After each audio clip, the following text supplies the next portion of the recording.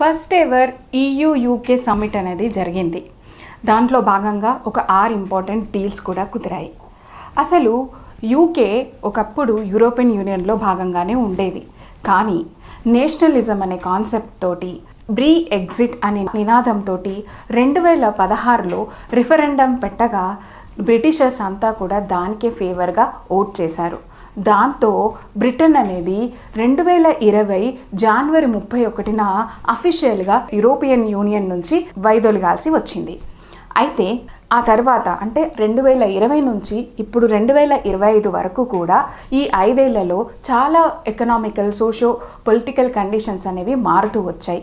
ముఖ్యంగా Ukraine and Russia war ఇది 2022లో మొదలయ్యి ఇప్పటి వరకు కూడా కొనసాగుతుంది.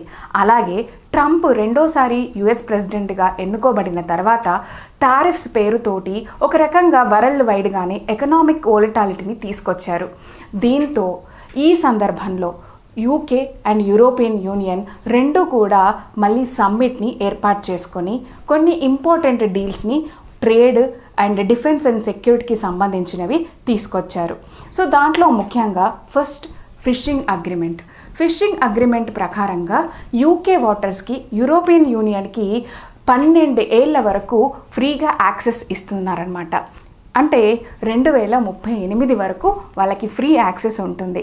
దీనికి బదులుగా ఇంకొక అగ్రిమెంట్ వచ్చేసి అగ్రికల్చర్ అండ్ అనిమల్ మార్కెట్ అంటే plant and animal market of European యూనియన్ది యూకేకి ఫ్రీగా యాక్సెస్ దొరుకుతుంది. అంటే దీంట్లో యూకే వాళ్ళ యొక్క plant based and animal based ప్రోడక్ట్స్ని ఫ్రీగా వాళ్ళు యూరోపియన్ మార్కెట్లోకి పంపించవచ్చు. కానీ ఫైటోసానిటరీ కండిషన్స్ మాత్రం అప్లై అవుతాయి. అదేవిధంగా యూత్ మొబిలిటీ స్కీమ్ అంటే ఇదొక capped and time bounded mobility scheme అనమాట. అంటే యూత్ అంటే 18 నుంచి 35 ఇయర్స్ వరకు ఉన్న వాళ్ళు ఫ్రీగా ఇటు యూరోపియన్ యూనియన్ నుంచి యూకే కానీ యూకే నుంచి యూరోపియన్ యూనియన్ కానీ వర్క్ కోసం కానీ ట్రావెల్ కోసం కానీ వాళ్ళు ట్రావెల్ చేయొచ్చు. అయితే ఇది కేవలం లిమిటెడ్ టైం మాత్రమే. ఆల్రెడీ యూకే, ఆస్ట్రేలియా, న్యూజిలాండ్ వంటి కంట్రీస్ తోటి ఈ 3 ఇయర్స్ ఒప్పందం అంటే వాళ్ళు ఆస్ట్రేలియా నుంచి కొంతమంది యూకేకి వచ్చి వాళ్ళు 3 ఇయర్స్ వరకు అక్కడ వర్క్ చేసుకుని మళ్ళీ రిటర్న్ వెళ్ళాలన్నమాట. సో అది యూత్ మొబిలిటీ స్కీమ్.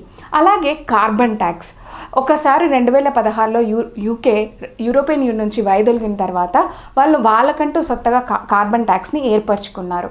కానీ ఇప్పుడు యూకే ఏం చేస్తుందంటే వాళ్ళ యొక్క స్టీల్ అండ్ సిమెంట్ ఫ్యాక్టరీస్కి కనీసం ఒక $1 బిలియన్ సేవ్ చేయొచ్చు అని చెప్పేసి కార్బన్ బార్డర్ అడ్జస్ట్ మెకానిజం అనేది యూరోపియన్ యూనియన్ యొక్క కార్బన్ ట్యాక్స్కి రిలేటెడ్ మెకానిజం.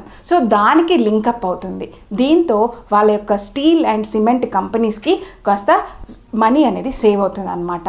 అదేవిధంగా డిఫెన్స్ అండ్ సెక్యూరిటీ ప్యాక్ట్ కూడా చేసుకున్నారు. సో దీంట్లో భాగంగా రెండు యూరోపియన్ యూనియన్ అండ్ యూకేకి మధ్య గ్రేటర్ కోఆపరేషన్తో పాటు ఇన్ఫర్మేషన్ షేరింగ్ కూడా చేసుకుంటారు.